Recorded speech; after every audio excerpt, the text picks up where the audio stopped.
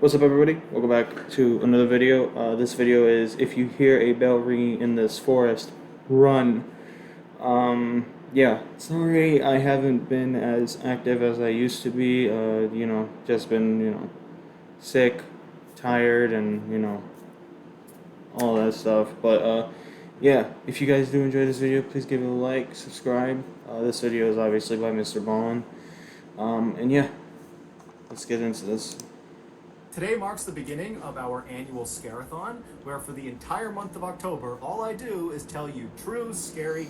And I think from all the months of October, I'm going to be watching only scary things. That's what I want to do. So, I'll probably do Force 13, but I'm going to focus on, scary stuff. campfire stories. But before we get into the story, if you're a fan of the strange, dark, and mysterious delivered in story format, then you've come to the right place because that's all we do, and we upload 2 or 3 times every week. So if that's of interest to you, please offer to sing at the Like Button's wedding for free, and then when it's time for their first dance, sing a rendition of Du Hast by Ramstein in an Australian accent. Also, please subscribe to our channel and turn on all notifications so you don't miss any of our weekly uploads. Alright, let's get into today's story. What is he talking about?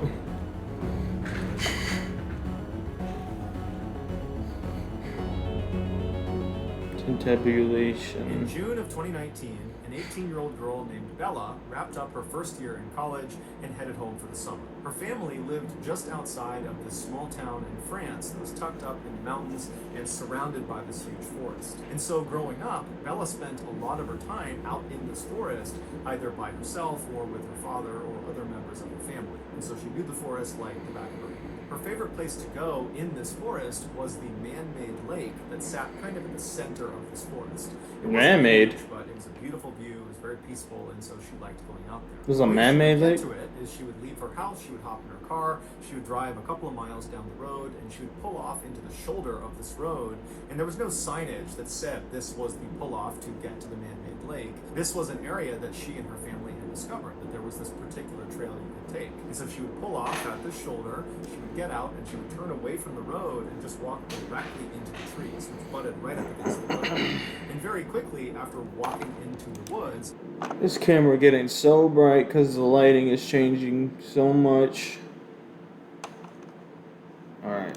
After going through some thick underbrush... Sorry if it gets bright, the fucking sun. Up ahead this little stream. And off to the left side of this stream is what looked like this kind of beaten up little footpath, but actually what it was an animal trail. So animals just kind of made their way around this area all the time, and so it kind of carved out a path. And so Bella would walk down to this animal path, and she would walk along the path that kind of went parallel with the stream, and she would walk turn this up. 15 or 20 minutes until this animal path veered hard to the left, kind of went away from the stream. At that point, Bella would abandon the animal path and just continue walking along this stream, both stepping in the stream on some rocks and standing on either side when she could. And she would follow the stream due north, just going straight into the heart of this forest for about an hour, walking at a fairly medium pace until the stream connected with this east to west running river. And at this point, Bella would turn left, facing west, and she would follow along this riverbank about 20 minutes until the river fed into the man-made lake. And so she would stay at this lake, sitting on a rock, enjoy the view, and look at the animals, and listen to nature all around her.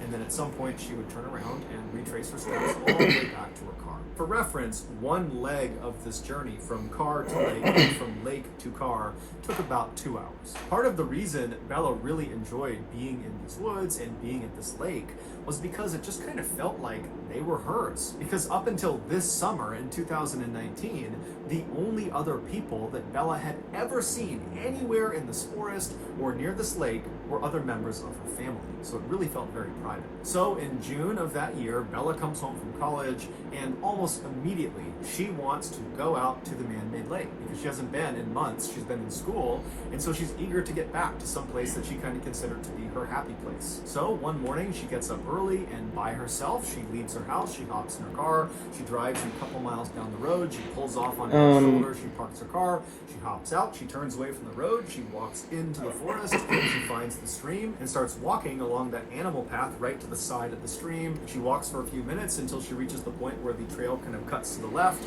and she just stays on the stream and is just continuing walking along the stream. And about 30 minutes. I really need to get YouTube Red so I don't have to, watch these ads. But yeah, I'm going to do like Halloween type stuff this whole month, so. 1 or 2 miles short of the east-west running river. She hears a bell somewhere off in the distance, way out in front of her, out towards the river. It sounds just like a chime, a single chime.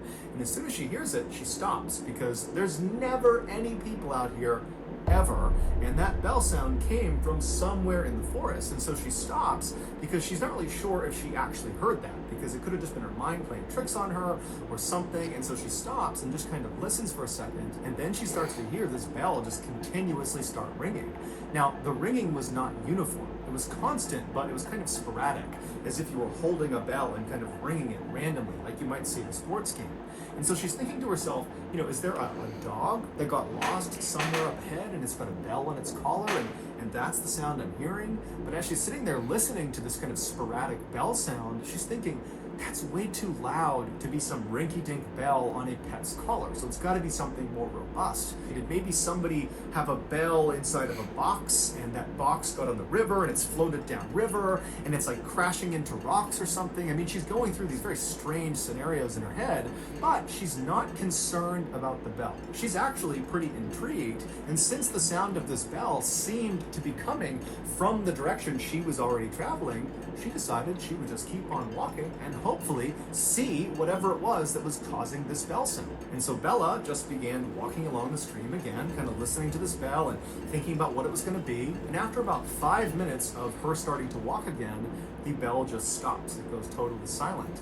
And when it does, it actually kind of startles Bella, because she'd been listening to it so intently, and so she stops and she's listening, kind of expecting it to go off some more, but it doesn't. All she hears are the sounds of nature all around her. Now, Bella didn't have an explanation for what this bell was or why it stopped, but she really just wasn't that worried about it. She figured there was some sort of explanation for it. There had to be. And so she just kind of shrugged and kept on walking and put her focus back on getting to the lake. About 10 or 15 minutes later, Bella was still walking along the stream. She was still maybe a half mile or a mile short of the east-to-west running river when she sees up ahead on the left side of the stream, as she's walking, there appears to be something laying on the ground that looks like it could be an animal or a rock. She doesn't really know what it is. And as she gets closer, she realizes it's a beaver laying on the ground, and this beaver is missing its head. Now, this is a huge forest, and Bella would have known that, of course, there are wild animals all over the place, and so finding the body of an animal that had been attacked by another animal was not unusual. That's nature. But what did strike Bella as odd Why did it eat the head cut only? on this beaver's neck was unbelievably neat and uniform, as if its head had been very carefully removed with a very sharp knife. And the beaver's head was nowhere to be found. It certainly did not have the appearance of having its head removed from some predator, and its teeth. That would have been very rough. Also, the rest of the beaver's body was intact, so whatever killed this beaver was not interested in eating the beaver.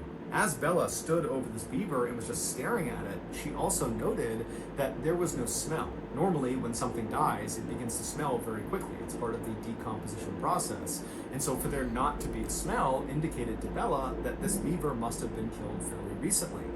Then when Bella kind of gently prodded the body with her foot, she realized the beaver's body was still fairly limp, so rigor mortis had not set in. Rigor mortis is another part of the decomposition process where the body kind of stiffens up, and that happens fairly soon after death. And so as Bella is realizing this beaver must have died very recently, it dawns on her that most likely whoever or whatever has killed this beaver is probably somewhere nearby.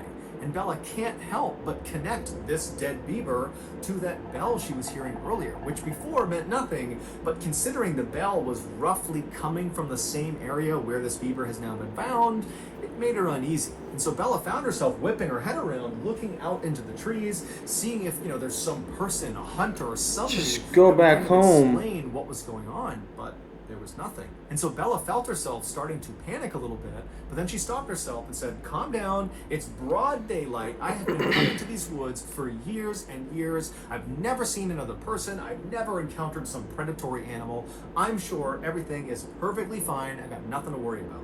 And so she stepped over the beaver and kept on walking. Bella would eventually reach the Just east-west go river. back home. She would turn left and walk for 20 minutes alongside this river. She'd reach the man-made lake. She enjoyed the beautiful view and the scenery, and then at some point she turned around and began retracing her footsteps. She walked past the beaver on the ground all the way back to her car, and she went home. A week later, Bella was sitting around her house when she felt pretty bored and decided kind of abruptly that in order to cure her boredom, she would go back to the place she loved so much, the man-made lake.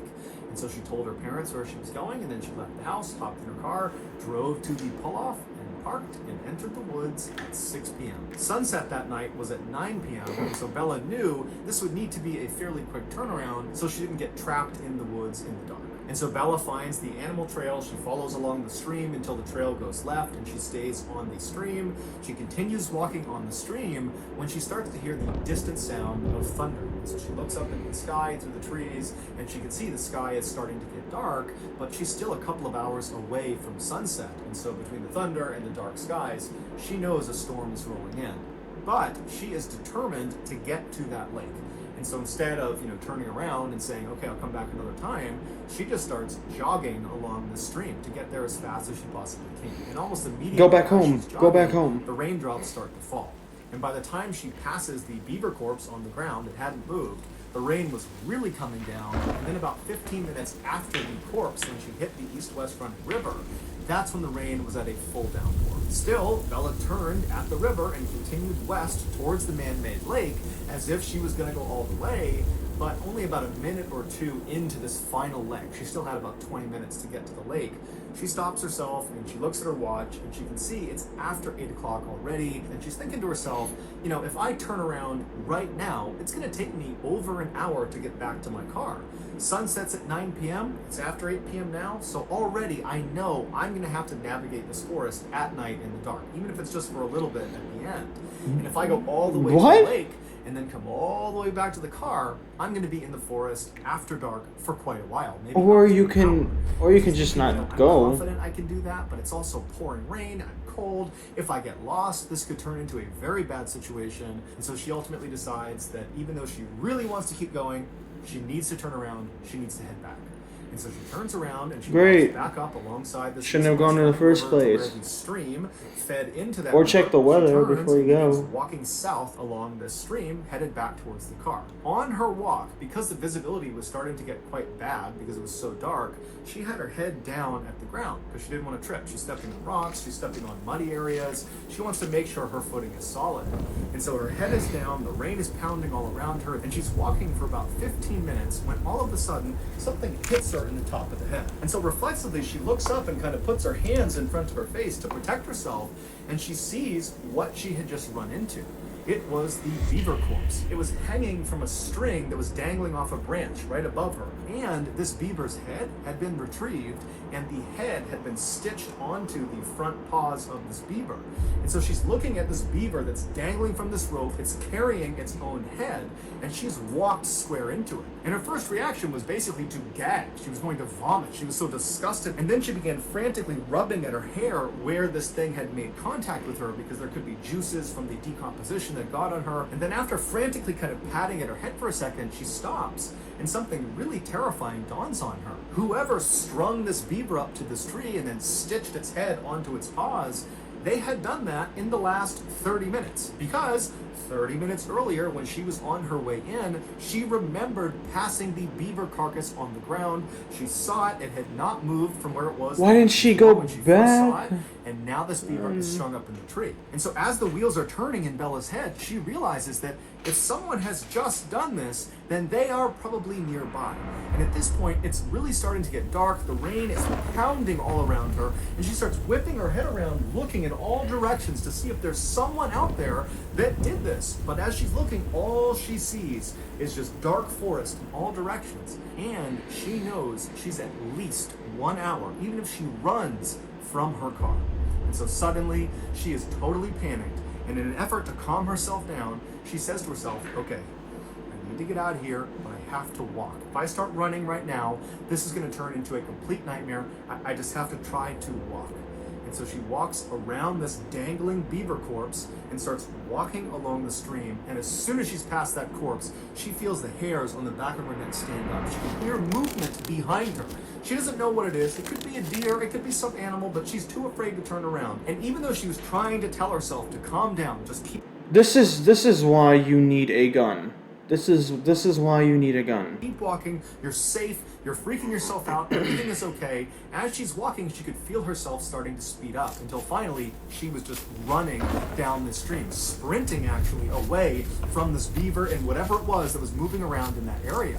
And at some point she got so winded from sprinting so fast that she came to a stop, maybe 5 or 6 minutes after seeing this beaver. And as soon as she comes to a stop and she's walking, she still hasn't turned around yet, she hears the sound of that bell. And right away, it's the exact same sound she had heard the week before. It's that kind of constant, sporadic sound of someone ringing a bell. But in her panic state, she doesn't know where it's coming from. She's so scared, her anxiety is so high, she doesn't know if it's behind her or if it's off to the side. Oh my fucking gosh, bro. It's now completely dark out, and so she is full-blown terrified. There is someone or something behind her that is maniac. speed up that's probably watching her, and she can't see them, even though she's beyond. She's being hunted. She can barely breathe. She just starts. But here's the thing: if you had your own weapon, you would be the hunter. Sprinting as fast as she can. And as she's stumbling and falling on the rocks and tripping because she's not really looking where she's going, in the background and all around her, she's hearing this bell chiming and she's hearing something moving around in the woods behind her. And she pulls her phone out of her pocket, her iPhone, and as she's running, she dials her father. She puts the phone to her ear. She's crying. She's panting. She can barely breathe. Her father picks up, and she's so relieved to hear his voice, but she can't even make a sentence. She just starts crying and wailing and pleading with him. Dad, come out to the forest. Meet me at the spot where the trail veers away from the stream. Meet me there. There's someone in the forest that's chasing me, and I can't see them. Her father, on the other end of the phone, he didn't know what to make of this, but he could hear the primal fear in his daughter's voice. And so he didn't ask any questions. He said, stay on the line. I'm coming to meet you right now. So Bella's father and mother, with Bella on the line, bring a weapon. They run out of their house. They hop in their car. They speed a couple miles down the road. They park next to their daughter's car. And as they're running into the woods, they can hear way off in the woods the sound of the bell. They can hear the bell. They hear their daughter screaming on the phone. They can hear the bell coming through the phone, and she's begging them to please come into the woods, come in here, save me. And so the parents run into the woods and they begin running up the stream. Meanwhile, Bella, who's way out in the woods, she's still 10 or 15 minutes away from her parents. She is barely able to run at this point. She's exhausted almost all of her energy, and as she's getting closer and closer to her parents, the sporadic bell sound is getting louder and louder and louder, like whatever it is gaining on her. And she can hear behind her all these sticks and branches. They're breaking as if something is coming up to her. And finally, when it feels like this bell is right behind her head, she just kind of stops in defeat. She's too far away from her parents. She can't get to them in time. And so it was almost like she had to turn around and finally look at whatever it was that was behind her. And so terrified beyond words, Bella, who can barely breathe, she's so scared and so tired, she slowly turns around. Now, when she turns around and she's facing the other direction, she's looking across this clearing. She just happened to run past this clearing, and because it was a clearing, there was a little bit of moonlight that was coming down through the trees, just enough to illuminate this space that was about 50 feet wide. And as she's looking across this clearing, at first, she doesn't see anything.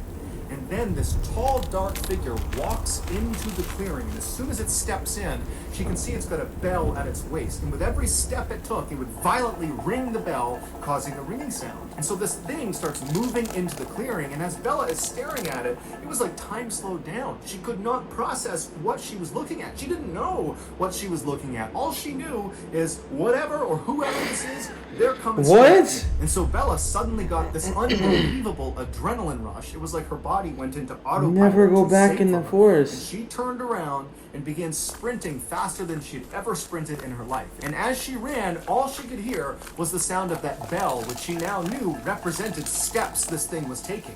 And so the bell was getting faster and faster and louder, and she knew it was gaining on her. And she began lying and screaming out loud that, I'm on the phone with the police, they're right up ahead, they're gonna be here any moment. But whatever it was that was behind her, they weren't fazed. They were just charging ahead, gaining on her second second by second. It's a Meanwhile, fucking her parents had made it to the meeting demon. spot, but her father, he felt like, I can't just sit here, and he just starts charging into the woods. He can hear his daughter screaming. He can hear this bell getting louder and louder. He just starts running towards it. And sure enough, seconds later, he sees his daughter come bounding out of the forest, and she leaps into his arms. He just grabs her, turns around, and runs with her back to the meeting spot. He grabs his wife, and the three of them just charge out of the forest, back to the parking lot, back in their car, and they speed off. In the car, all of them are crying. They don't know what to make of what just happened. Bella's trying to describe it, but she can't. Oh my gosh, And her dude. parents, they had been on the phone listening to their daughter screaming, and all they kept saying to each other, the parents, was, I heard the bell. I heard the bell. I heard the bell. As if the bell confirmed their worst nightmares. That there really was someone or something out in those woods that was trying to do harm to their child. They would drive straight to the police station where Bella would file a report about what she experienced out in the forest, and then afterwards her parents, as a precaution, took her to the hospital where she was determined to be okay. How tall was this figure? From falling down. The following morning, the police went out to the forest, to the area where Bella had explained where she had been, and they searched all along that animal foot trail and all along the stream, but they never found any sign of this dark figure with the bell. Bella would tell police that she had a handbag, and as she was running back, she dropped the bag. She remembered where she dropped it along the stream, but when the police went to that area, the bag was gone. Also, the beaver was no longer there. It was not tied up to the tree, it was not on the ground, it was gone. The only thing police found that was out of the ordinary was they found a little ways off from the stream, basically along the path that Bella would have been running on, they found a t-shirt neatly folded, placed underneath a rock. But the police and Bella and her family have no idea what that signifies. Ultimately, the police told Bella and her family that more than likely what she ran into was some kind of mentally unstable person that was living out in the woods, and perhaps when Bella came into the woods, they felt like she was on their property, and so they kind of tried to scare her off. But Bella has a hard time accepting that. She felt like, as she was running from whoever was behind her, that she was in mortal danger. And had it not been for her father running into the woods and literally grabbing her and running with her the rest of the way, that she may not have gotten out of the woods at all, that she might have been attacked and killed by whoever this was. She also can't help when she looks back at the entire experience, thinking about that moment when she turned around and looked across that clearing and saw this figure come into the moonlight for the first time. That when it came into the moonlight, the way it was moving, the steps it was taking, they weren't normal, they were abnormal. There was just something off about this thing's movement, that it didn't seem like she was looking at a person, but rather some big animal. But regardless, since her ordeal, there have been no strange sightings out in those woods. However, almost no one ever goes in those woods, except for Bella and her family. And Bella and her family, they don't go in those woods anymore. So whoever or whatever is out there is still just out there. So that's going to do it, guys. If you found the secret in today's episode, let us know. Well, yeah. This is scary. It's just weird. Was it like a witch? Was it something like that? I don't know. But yeah. If you guys do enjoy this video, please give it a like, subscribe, and yeah, I'll see you guys in the next one. Deuces.